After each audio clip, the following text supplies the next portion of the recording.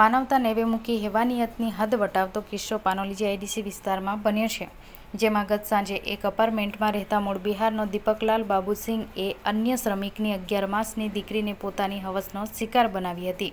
પોતાની ફોઈ સાથે રમતી દીકરીને હવસખોર દીપકે નજીકમાં ચિપ્સ અપાવવાનું કહી બાળકીને લઈ ગયા હતા અને રોડ ક્રોસ કરી અંધારામાં લઈ ગયા હતા, જ્યાં બાળકી સાથે શારીરિક અડપલા કરી તેને ગુપ્ત ભાગમાં ગંભીર ઇજા પહોંચાડી હતી અને દુષ્કર્મ આચર્યું હતું. બાળકીને લોહીલુહાણ હાલતમાં લઈ ઘર તરફ આવી રહ્યો હતો. દરમિયાન બાળકીને શોધવા માટે પરિવાર સામે આવતા દીપકસિંહ બાળકીને તેમને સોંપી ત્યાંથી જતો રહ્યો હતો, જે બાદ માતાએ બાળકીના ગુપ્ત ભાગે ઇજાઓ જોતા તે પણ ચોંકી ઉઠી હતી અને તાત્કાલિક અસરથી પાનોલી પોલીસ મથકે જાણ કરતા પોલીસ કાફલો સ્થળ ઉપર દોડી આવ્યો હતો અને બાળકીને લોહીલુહાણ હાલતમાં ભરૂચ સિવિલ હોસ્પિટલ ખાતે ખસેડી હતી, જે પાડોશી નરાધમ દીપક કુમારસિંહ ભાગી છૂટે એ પૂર્વ તેને ઝડપી પાડ્યો હતો અને બાળકીની માતાની ફરિયાદ નોંધી નરાધમ દીપકસિંહને ધરપકડ કરી બાળકી તેમજ નરાધમ દીપકસિંહનું મેડિકલ પરીક્ષણ કરાવી તપાસ શરૂ કરી છે.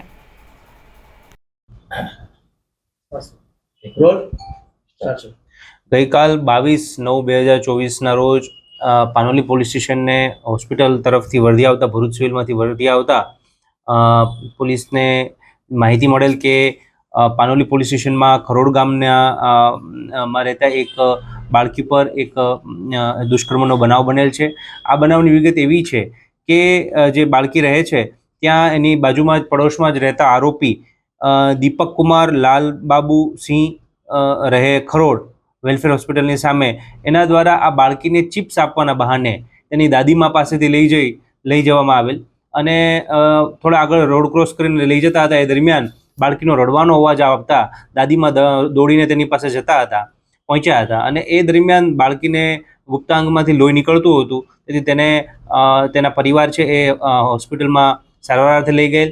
આ દરમિયાન પોલીસે ને પણ ફરિયાદ મળતા પોલીસે પણ આ બાબતે તપાસ શરૂ કરેલ, જે અન્વયે આગળ જતા ગુનાની હકીકત બહાર આવતા BNS કલમ 65(2) તથા પોક્સોની કલમ 4, 6, 12 મુજબનો ગુનો દાખલ કરવામાં આવેલ છે. આ બાબતે અન્ય તપાસ અને FSLના જે પણ એવિડન્સીસ છે કલેક્ટ કરવાની પ્રોસિજર કરવામાં આવેલ છે. આરોપીની અટક કરી લેવામાં આવેલ છે. બાકીની આગળની પોલીસની તપાસ ચાલુ છે.